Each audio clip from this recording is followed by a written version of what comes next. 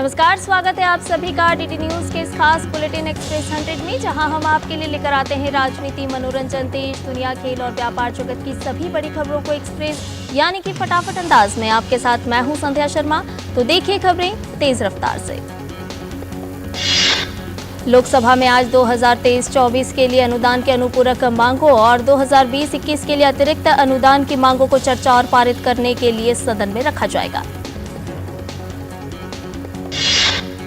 इसके अलावा लोकसभा में केंद्रीय विश्वविद्यालय संशोधन विधेयक 2023 को भी चर्चा के बाद पारित किया जाना है। वहीं राज्यसभा में देश में आर्थिक स्थिति पर चल रही अल्पकालिक चर्चा आज भी जारी रहेगी।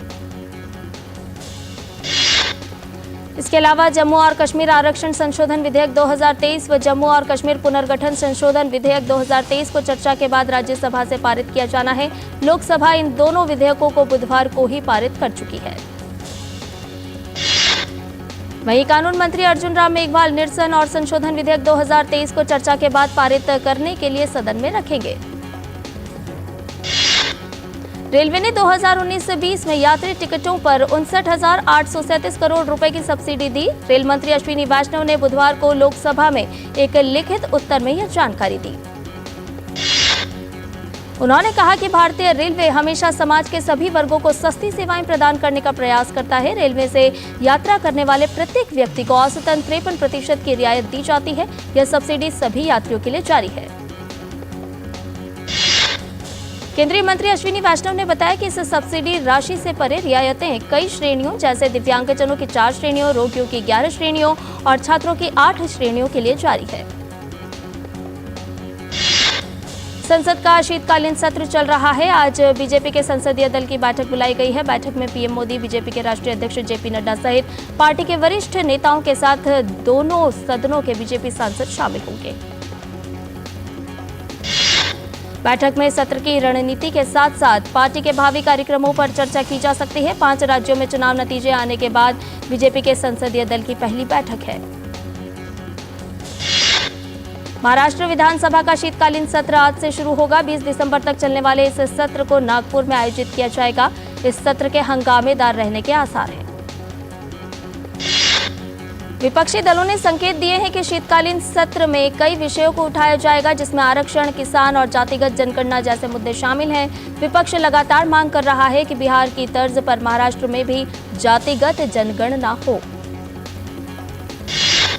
वहीं शरद पवार की अगुवाई वाली एनसीपी ने नागपुर में राज्य विधानसभा में पार्टी कार्यालय पर दावा ठोका है। शरद पवार खेमे के नेता अनिल देशमुख ने कहा कि विधान भवन का कार्यालय शरद पवार गुट का है, अजित पवार के नेतृत्व वाले गुट का नहीं। प्रधानमंत्री नरेंद्र मोदी 8 दिसंबर को उत्तराखंड के देहरादून का दौरा करेंगे। वह वन अनुसंधान संस्थान देहरादून में आयोजित उत्तराखंड वैश्विक निवेशक शिखर सम्मेलन 2023 का उद्घाटन करेंगे। इस अवसर पर प्रधानमंत्री जन समूह को भी संबोधित करेंगे। उत्तराखंड को निवेश के एक नए केंद्र के रूप में स्थापित करने की दिशा में उत्तराखंड वैश्विक निवेश सम्मेलन 2023 एक कदम है। 2 दिवसीय शिखर सम्मेलन 8 और 9 दिसंबर 2023 को शांति से समृद्धि इस विषय के साथ आयोजित किया जा रहा है। इस शिखर सम्मेलन में दुनिया भर से हजारों निवेशक और प्रतिनिधि भाग लेंगे। इसमें केंद्रीय मंत्रियों, विभिन्न देशों के राजदूतों के साथ साथ प्रमुख उद्योगपतियों सहित अन्य लोग शामिल होंगे। रवांडा के विदेश मंत्री डॉक्टर विंसेंट बिरूता 2 दिन के भारत दौरे पर नई दिल्ली पहुंचे। विदेश मंत्रालय के अधिकारी और भारत की रवांडा की उच्चायुक्त मुंकागिरा जैकलिन ने डॉक्टर बिरूता का स्वागत किया। अपनी यात्रा के दौरान विंसेंट बिरूता विदेश मंत्री डॉक्टर एस जयशंकर से द्विपक्षीय सहयोग पर बातचीत करेंगे। विदेश मंत्री बिरूता का दौरा दोनों देशों की साझेदारी को नया आयाम देगा। भाजपा के राष्ट्रीय अध्यक्ष जेपी नड्डा ने दिल्ली में केन्या गणराज्य के राष्ट्रपति डॉक्टर विलियम समोई रूटो से मुलाकात की। केन्या के राष्ट्रपति रूटो भारत के 3 दिवसीय दौरे पर हैं। राष्ट्रीय सुरक्षा सलाहकार अजित डोभाल कोलंबो सुरक्षा कॉन्क्लेव की 6ठी एनएसए स्तरीय बैठक में भाग लेने के लिए आज मॉरिशस पहुंचे। कोलंबो सुरक्षा कॉन्क्लेव में भारत, श्रीलंका और मालदीव शामिल हैं। कोलंबो सुरक्षा कॉन्क्लेव की 5वीं राष्ट्रीय सुरक्षा सलाहकार स्तरीय बैठक पिछले साल 9 मई को मालदीव द्वारा आयोजित की गई थी। इस दौरान समुद्री सुरक्षा, आतंकवाद और कट्टरपंथ का मुकाबला करने में सदस्य और पर्यवेक्षक देशों के बीच घनिष्ठ सहयोग के महत्व पर चर्चा की गई थी। तेलंगाना में कांग्रेस नेता रेवंत रेड्डी आज मुख्यमंत्री के रूप में शपथ लेंगे। हैदराबाद में आयोजित शपथ ग्रहण समारोह में कई दिग्गज शामिल होंगे। शपथ ग्रहण समारोह लाल बहादुर स्टेडियम में निर्धारित किया गया है। तेलंगाना में हाल ही में हुए विधानसभा चुनाव में कांग्रेस ने केसीआर की भारत राष्ट्र समिति को मात दी थी। कांग्रेस ने तेलंगाना की 119 सीटों में से 64 पर जीत का परचम फहराया है। इस चुनाव में बीआरएस 39 सीटों पर ही जीत दर्ज कर पाई। इसके अलावा बीजेपी ने 8, एआईएमआईएम ने 7 और सीपीआई ने 1 सीट जीती है। रक्षा मंत्री राजनाथ सिंह आज चक्रवाती तूफान मिग्जॉम से प्रभावित क्षेत्रों का हवाई सर्वेक्षण करेंगे। रक्षा मंत्री तमिलनाडु के बाढ़ प्रभावित क्षेत्रों का दौरा करेंगे। केंद्रीय मंत्री डॉक्टर एल मुरुगन भी रक्षा मंत्री के साथ दौरे पर रहेंगे। हवाई सर्वेक्षण के बाद रक्षा मंत्री तमिलनाडु के मुख्यमंत्री एमके स्टालिन के साथ बैठक करेंगे। इसके साथ ही राहत और बचाव कार्यों की समीक्षा भी करेंगे। चक्रवाती तूफान मिग्जॉम ने तमिलनाडु में काफी नुकसान पहुंचाया है। इसे लेकर राहत और बचाव कार्य युद्ध स्तर पर जारी है। तूफान मिग्जॉम से प्रभावित राज्यों का हाल बेहाल है। लगातार बारिश के कारण आंध्र प्रदेश के कई जिलों में बाढ़ जैसे हालात हैं। गुंटूर में बाढ़ के पानी से मिर्च की खेती को भारी नुकसान पहुंचा है। जम्मू कश्मीर के बांदीपोरा पुलिस ने एक मामले में अष्टेंगु बांदीपोरा में 14 मरला आवासीय भूमि कुर्क की भूमि की पहचान आतंकवाद से प्राप्त होने वाले आय के रूप में की गई थी। बांदीपोरा में कुर्क की गई भूमि यूएपीए के तहत संलग्न की गई था। यह जमीन लश्कर तैयबा के आतंकी सहयोगी इरफान अहमद भट्ट के परिवार की है। उनके भाई ने भी वर्ष 2000 में पाकिस्तान में घुसपैठ की थी। मध्य प्रदेश के राजगढ़ जिले में बोरवेल में गिरी 5 साल की बच्ची माही ने दम तोड़ दिया है। लगभग 10 घंटे के रेस्क्यू ऑपरेशन के जरिए कल देर रात बच्ची को बाहर निकाला गया था, लेकिन इलाज के दौरान बच्ची की मौत हो गई। आज भारतीय सशस्त्र सेना झंडा दिवस है। भारतीय सेना की बहादुरी, त्याग व समर्पण के सम्मान व वीर शहीदों की स्मृति में 7 दिसंबर को हर वर्ष मनाया जाता है यह दिवस। यह खास दिन 1949 से मनाया जा रहा है। यह हमारी तीनों सेनाएं यानी थल सेना, वायु सेना और नौसेना को समर्पित है। संयुक्त राष्ट्र के शीर्ष इकाइयों में शामिल यूनेस्को ने गुजरात के पारंपरिक गरबा डांस को सांस्कृतिक धरोहर माना है। यूनेस्को ने गरबा डांस को दुनिया भर में गौरवशाली उपलब्धि माने जाने वाली सूची में शामिल किया है। गुजरात के मुख्यमंत्री भूपेंद्र पटेल ने बुधवार को कहा, यूनेस्को ने मानवता की अमूर्त सांस्कृतिक विरासत की प्रतिनिधि सूची में गरबा डांस को शामिल करने को मंजूरी दे दी है। असम की राजधानी गुवाहाटी में आज सुबह 5:42 पर भूकंप के झटके महसूस किए गए। राष्ट्रीय भूकंप विज्ञान केंद्र के अनुसार इन झटकों की तीव्रता रिक्टर पैमाने पर 3.5 मापी गई। हालांकि किसी तरह के नुकसान की खबर नहीं है। तेज हवा चलने से दिल्ली एनसीआर की वायु गुणवत्ता में सुधार का दौर फिलहाल बरकरार है। बुधवार के बाद आज गुरुवार को भी इसमें कुछ और सुधार देखने को मिला। दिल्ली का वायु गुणवत्ता सूचकांक 276 दर्ज किया गया, लेकिन दिल्ली एनसीआर की हवा में PM10 का औसत स्तर 144 और PM2.5 का स्तर 218 रहा। हवा की रफ्तार बढ़ने से भले ही प्रदूषण स्तर में थोड़ी कमी आई है, लेकिन अभी भी हवा पूरी तरह साफ होने की संभावना नहीं है। वहीं देश के उत्तरी हिस्सों में अब ठंड भी धीरे धीरे बढ़नी शुरू हो गई है। उत्तर प्रदेश के कानपुर में लोग आग ताप पर ठंड भगाते नजर आए। विकसित भारत संकल्प यात्रा के तहत उत्तराखंड के उधम सिंह नगर जिले के रुद्रपुर ब्लॉक की चांचर ग्राम में IEC प्रचार वैन विकसित भारत संकल्प यात्रा वाहन निकाली गई। इस अवसर पर आयोजित कार्यक्रम में विभिन्न विभागों द्वारा स्टॉल लगाकर लोगों को जन कल्याणकारी योजनाओं की जानकारी दी गई। कार्यक्रम में स्वयं सहायता समूह के माध्यम से अच्छा काम करने वाली लखपति दीदी को भी सम्मानित किया गया। नोडल अधिकारी बादल पांडे ने लोगों को जन कल्याणकारी योजनाओं की जानकारी दी और कार्यक्रम के दौरान उपस्थित ग्रामीणों को ड्रोन के जरिए प्रदर्शन कर योजनाओं के बारे में बताया। लाभार्थी कंचन, शबनम और रानी ने बताया कि पहले आर्थिक स्थिति उनकी अच्छी नहीं थी, लेकिन समूह से जुड़ने के बाद महिलाएं अपना कारोबार चला रही हैं और उनके जीवन में सुखद बदलाव आया है। राष्ट्रीय राजपूत करनी सेना के राष्ट्रीय अध्यक्ष सुखदेव सिंह गोगामेडी का पार्थिव शरीर लोगों के अंतिम दर्शन के लिए जयपुर के राजपूत सभा भवन लाया गया। बीते मंगलवार को श्री राजपूत करनी सेना के राष्ट्रीय अध्यक्ष सुखदेव सिंह गोगामेडी की नृशंस हत्या कर दी गई थी, जिसके बाद प्रदेश भर में विरोध प्रदर्शन हुए और बंद का आह्वान किया गया। वित्त मंत्री निर्मला सीतारमण एक बार फिर से देश की सबसे ताकतवर महिला बनी है। फोर्ब्स की दुनिया की 100 सबसे शक्तिशाली महिलाओं की लिस्ट जारी की गई है। इस लिस्ट में भारत की 4 महिलाएं भी शामिल हैं। इस लिस्ट में निर्मला सीतारमण ने लगातार 5वीं बार अपनी जगह बनाई है।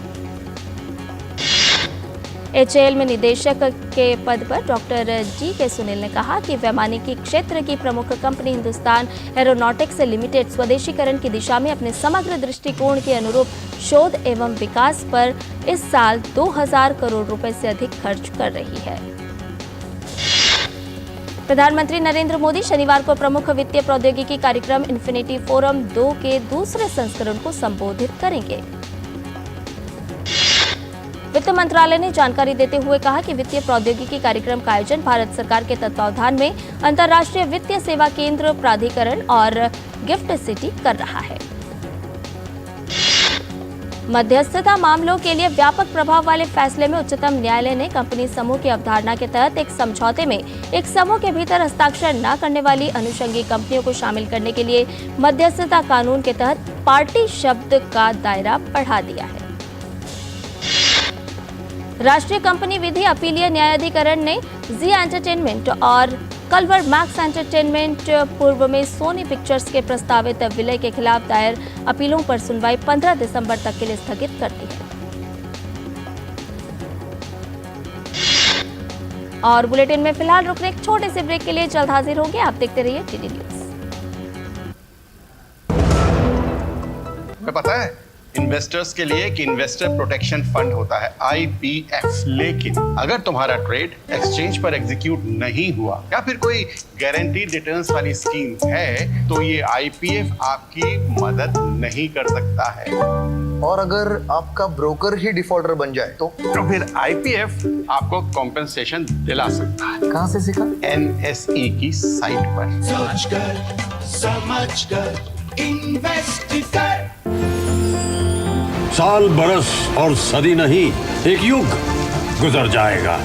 उम्र न पूछो वंडर की, जब फर्क नजर आएगा। वंडर सीमेंट, फर्क नजर आएगा। और ब्रेक के बाद एक्सप्रेस 100 में आपका एक बार फिर से स्वागत है। आइए बाकी की खबरों को जाने फटाफट अंदाज में। पूंजी बाजार नियामक सेबी ने विशाल ग्रुप ऑफ कंपनीज और NVD सोलर की 13 संपत्तियों की नीलामी की तिथि 21 दिसंबर तक बढ़ा दी है। विशाल ग्रुप ऑफ कंपनीज और NVD सोलर ने निवेशकों से गलत तरीके से धन जुटाया था, उसकी वसूली के लिए उनकी 13 संपत्तियों की नीलामी की जा रही है। भारत ने वैश्विक उर्वरक आपूर्तिकर्ताओं को गुटबाजी कर कीमत वृद्धि के खिलाफ चेतावनी देते हुए कहा कि हाल के दिनों में फसल के पोषक तत्वों के दाम में भारी वृद्धि अस्वीकार्य है और इस पर अंकुश नहीं लगता है तो उपभोक्ता देश विकल्प के बारे में विचार करेगा। FAI के वार्षिक सेमिनार को संबोधित करते हुए रसायन और उर्वरक मंत्री मनसुख मांडविया ने कहा कि भारत ने आत्मनिर्भर बनने के अपने प्रयासों के तहत पहले से ही नैनो तरल यूरिया और नैनो तरल डाई अमोनियम फॉस्फेट जैसे वैकल्पिक उर्वरकों का आविष्कार किया है। Network 18 media and investments limited और TV 18 ब्रॉडकास्ट लिमिटेड ने अपने टीवी और डिजिटल समाचार कारोबार के विलय की घोषणा की। पूंजी बाजार नियामक सेबी ने WGain रिसर्च एंड डेवलपमेंट.com के मालिक चंद्र प्रताप सिंह नरूका और अमरजीत सिंह त्रेहन को प्रतिभूति बाजार से 2 साल के लिए प्रतिबंधित कर दिया है। साथ ही सेबी ने बिना पंजीकरण के निवेश परामर्श सेवाओं के कमाए गए 82.5 लाख रुपए वापस करने का आदेश दिया है। WGain रिसर्च एंड डेवलपमेंट.com पर 2 साल के लिए किसी भी सूचीबद्ध सार्वजनिक कंपनी के साथ निदेशक या प्रमुख प्रबंधकीय कर्मचारी के रूप में जुड़ने पर पाबंदी लगाई गई है। नियामक ने उन पर 2-2 लाख रुपए का जुर्माना भी लगाया है। शेयर कीमतों में तेजी और प्राथमिक बाजार की गतिविधि में सुधार के बीच नवंबर में करीब 28 लाख डीमैट खाते खुले। अमेरिकी बॉन्ड प्रतिफल में बदलाव के बीच घरेलू के साथ साथ वैश्विक बाजार दोनों में पिछले महीने उत्साह देखा गया। डीमैट खातों की संख्या में वृद्धि को कई बड़े आईपीओ की वजह से मदद मिली। टाटा टेक्नोलॉजीज ने 3042 करोड़ रुपए के आईपीओ के लिए 73.4 लाख आवेदन आए। अमेरिकी अंतरिक्ष एजेंसी नासा ने अंतर्राष्ट्रीय अंतरिक्ष स्टेशन की 25वीं वर्षगांठ मनाई। नासा के अधिकारियों ने जॉनसन स्पेस सेंटर से अंतरिक्ष स्टेशन के अंतरिक्ष यात्रियों के साथ लाइव टॉक कर 25 साल पूरे होने का जश्न मनाया। नासा के एसोसिएट एडमिनिस्ट्रेटर बॉब कबाना ने आईएसएस के लॉन्च होने से लेकर अब तक की उपलब्धियों का जिक्र किया। पिछले 25 सालों में 21 देशों के 273 अंतरिक्ष यात्री आईएसएस की यात्रा कर चुके हैं।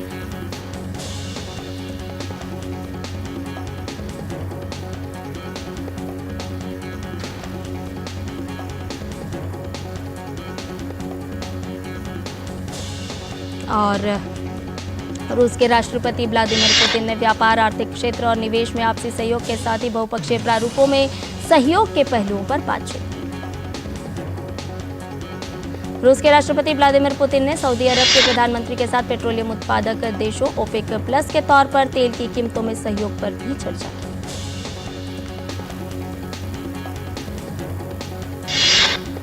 पेट्रोलियम निर्यातक देशों का संगठन और रूस के नेतृत्व वाले पेट्रोल उत्पादक सहयोगी देश ओपेक प्लस देशों में शामिल है। दोनों नेताओं ने इजराइल फिलिस्तीन संघर्ष पर भी चर्चा की।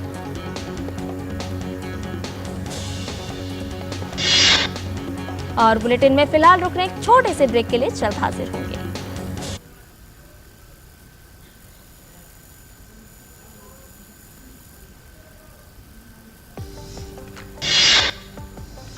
दुर्घटना में प्राथमिक चिकित्सा का है विशेष महत्व।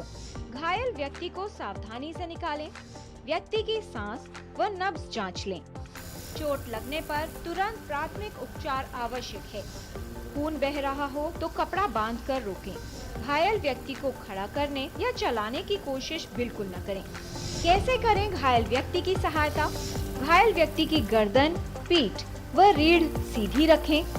हड्डी टूटी हो तो लकड़ी का सहारा देकर उसे बांध दें। कुछ खास बातों का ध्यान रखें। यदि व्यक्ति बेहोश हो तो उसके मुंह में कुछ न डालें। बेहोश व्यक्ति को पानी पिलाने की कोशिश न करें। यदि कोई नुकीली वस्तु शरीर में घुस गई हो तो उसे निकालने की कोशिश न करें। घायल व्यक्ति की सहायता में हर क्षण है कीमती।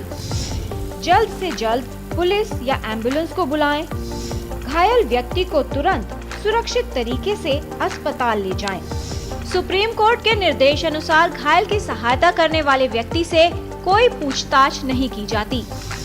सही समय पर प्राथमिक उपचार से बच सकती है घायल व्यक्ति की जान। घायल व्यक्ति की सहायता अवश्य करें।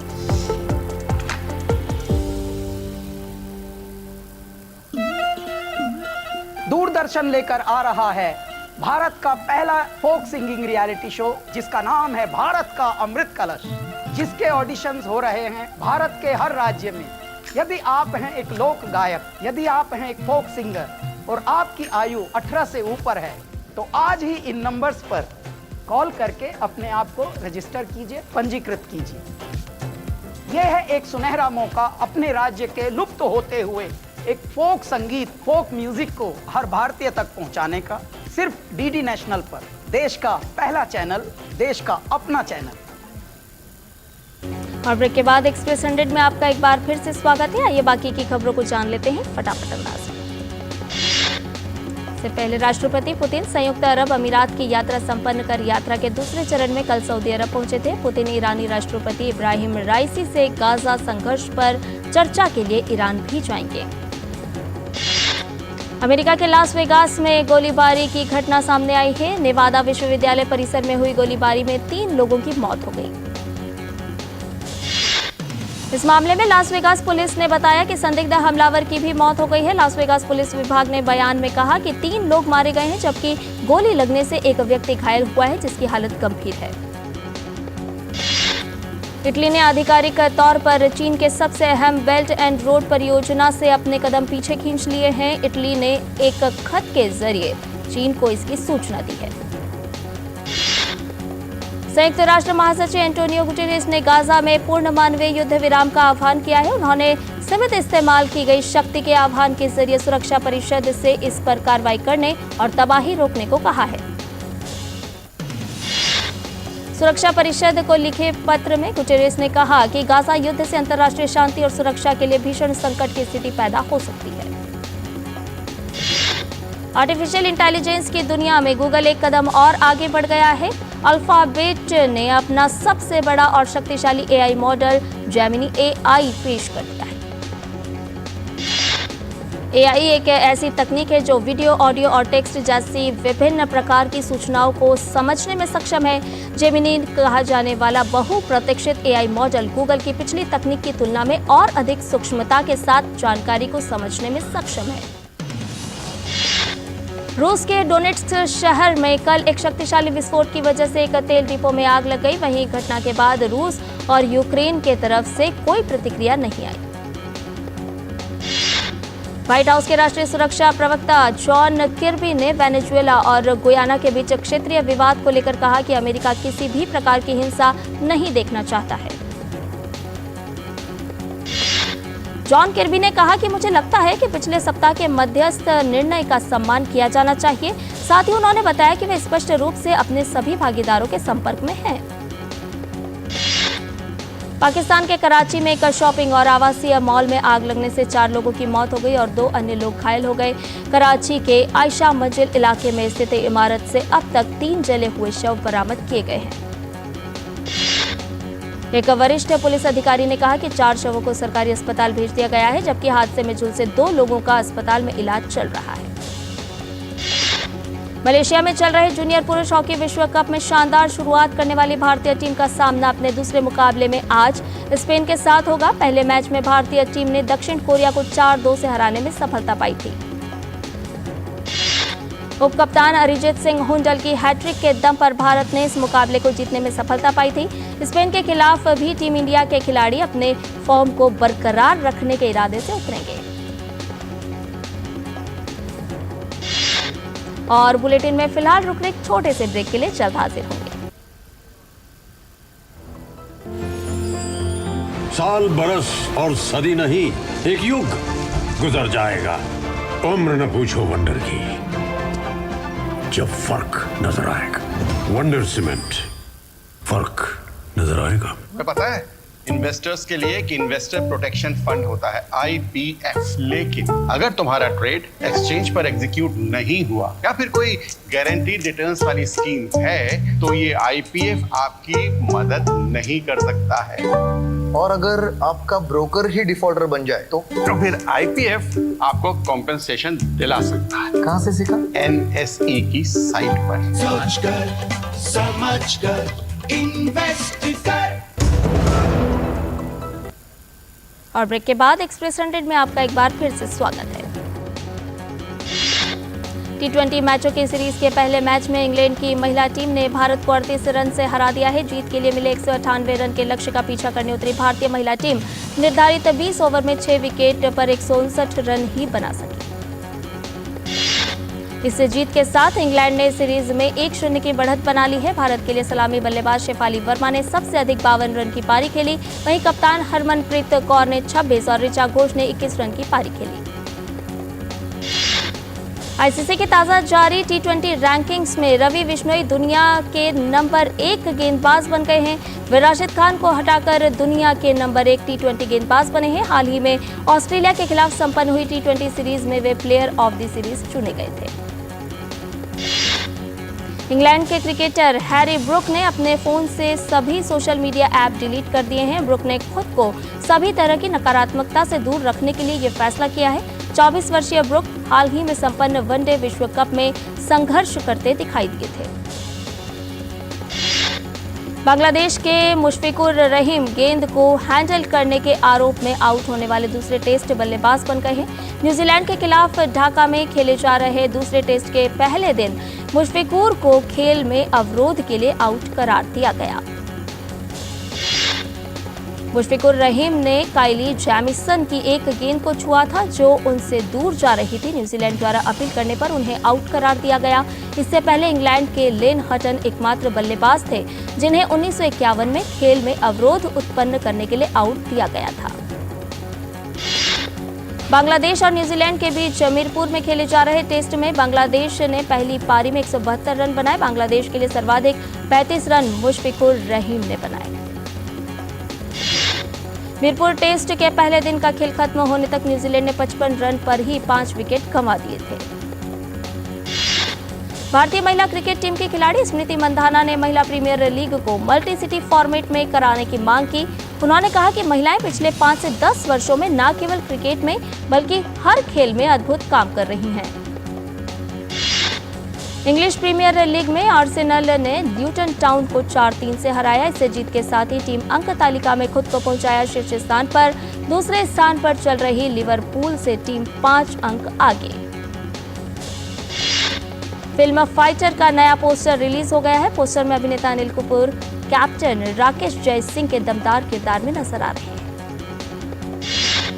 पोर्नोग्राफी मामले में अभिनेत्री शिल्पा शेट्टी के पति और कारोबारी राज कुंद्रा को राहत। पोर्नोग्राफी रैकेट के मामले में ईडी को नहीं मिला कुंद्रा के खिलाफ कोई ठोस सबूत। मुंबई की सड़कों पर नशे की हालत में नजर आए अभिनेता सनी देओल। वीडियो देख प्रशंसकों को लगा झटका। हालांकि सनी देओल ने वीडियो पर सफाई देते हुए इसे शूटिंग का हिस्सा बताया। आदिल खान और मोनिका चौधरी अभिनीत फिल्म दशमी का टीजर जारी कर दिया गया है। 12 जनवरी 2024 को फिल्म देश भर के सिनेमाघरों में रिलीज होगी।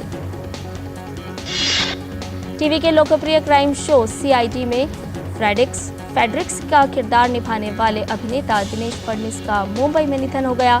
दिनेश काफी समय से लिवर डैमेज की समस्या से जूझ रहे थे। कॉमेडी और थ्रिलर का तड़का लगाती फिल्म भूल भुलैया 3 अगले साल दिवाली के अवसर पर रिलीज होगी। फिल्म में एक बार फिर कार्तिक आर्यन मुख्य भूमिका में नजर आ सकते हैं। पंजाबी सिंगर व रैपर हनी सिंह की विवादित गीत मैं हूं बलात्कारी को लेकर दर्ज हुए एफआईआर जल्द रद्द होगी। पंजाब पुलिस इसके कैंसिलेशन रिपोर्ट को जल्द कोर्ट में पेश करने की तैयारी में है। तूफान मिगजॉम के कारण आई बाढ़ के बाद अभिनेता आमिर खान 24 घंटे तक चेन्नई के एक स्थान पर फंसे रहे। सूचना मिलने के बाद रेस्क्यू टीम और बचाव विभाग ने अभिनेता को बाहर निकाला। अब पान मसाला का ऐड करते नजर नहीं आएंगे अक्षय कुमार। ब्रांड के साथ करार खत्म होते ही अक्षय कुमार ने यह कदम उठाया। रणबीर कपूर और बॉबी देओल की फिल्म एनिमल का बॉक्स ऑफिस पर जलवा कायम है। फिल्म ने महज 5 दिन में 481 करोड़ वर्ल्ड वाइड कलेक्शन किया है। और एक्सप्रेस न्यूज में फिलहाल इतना ही। हमें दीजिए इजाजत, लेकिन डीडी न्यूज पर खबरों का सिलसिला लगातार जारी है। नमस्कार।